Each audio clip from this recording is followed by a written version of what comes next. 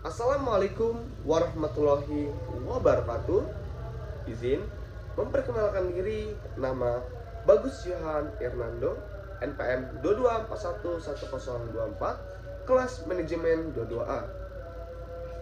Di sini saya akan mempresentasikan materi tentang designing and managing integrated marketing channel.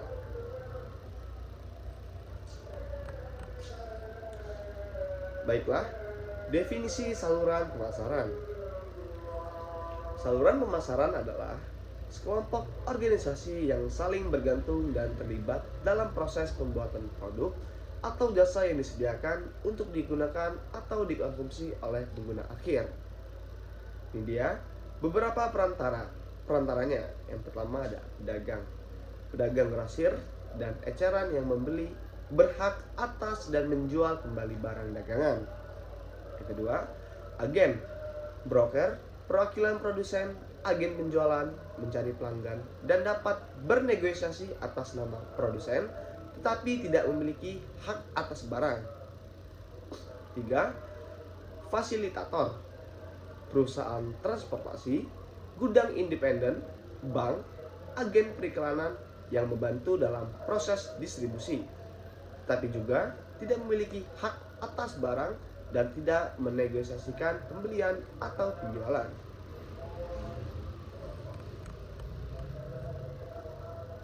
Next, selanjutnya, fungsi anggota saluran pemasaran. Yang pertama, mengumpulkan informasi tentang pelanggan potensial dan pelanggan saat ini, pesaing, serta pelaku dan kekuatan lain dalam lingkungan pemasaran. Yang kedua, mengembangkan dan menyebarluaskan komunikasi persuasif untuk mendorong pembelian. Yang ketiga, mencapai kesepakatan harga dan persyaratan lain sehingga transfer pemilikan dapat dipengaruhi. Yang keempat, mendapatkan dana untuk membiayai persediaan pada berbagai tingkat dalam saluran pemasaran. Yang kelima, mengonsumsikan resiko yang berhubungan dengan pelaksanaan pekerjaan saluran. Jadi, menyediakan penyimpanan dan pergerakan dari produk fisik secara lancar, menyediakan tagihan untuk membayar pembeli melalui bank dan institusi keuangan lainnya, mengawasi perpindahan pemilikan sebenarnya dari suatu organisasi atau orang ke organisasi atau orang lain.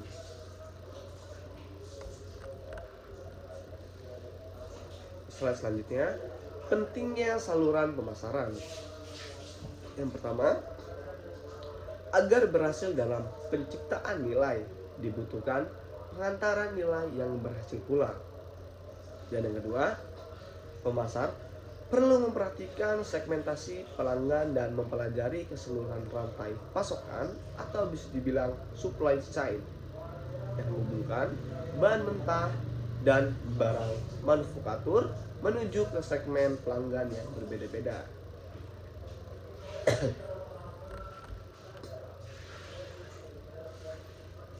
Ini dia arti penting saluran pemasaran. Mempengaruhi yang pertama, putusan penetapan harga. Yang kedua, tenaga penjualan perusahaan dan putusan mengenai iklan. Yang ketiga, kebijakan prosedur serta jangka waktu dalam komitmen kerjasama. Dan yang keempat ada strategi pemasaran dan lain-lain.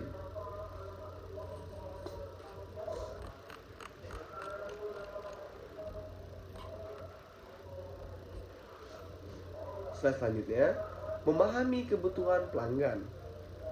Klasifikasi pembelian dalam pasar. Yang pertama,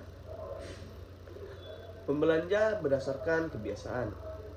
Yang kedua, mencari kesepakatan bernilai tinggi.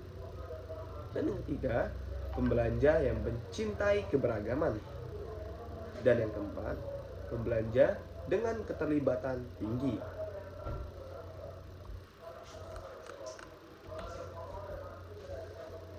Selanjutnya, fungsi dan aluran pemasaran. Fungsi aluran pemasaran antara lain, yang pertama, menggerakkan barang dari konsumen ke produsen. Yang kedua, mengatasi kesenjangan waktu, tempat, dan kepemilikan yang memisahkan barang dan dari jasa yang membutuhkan.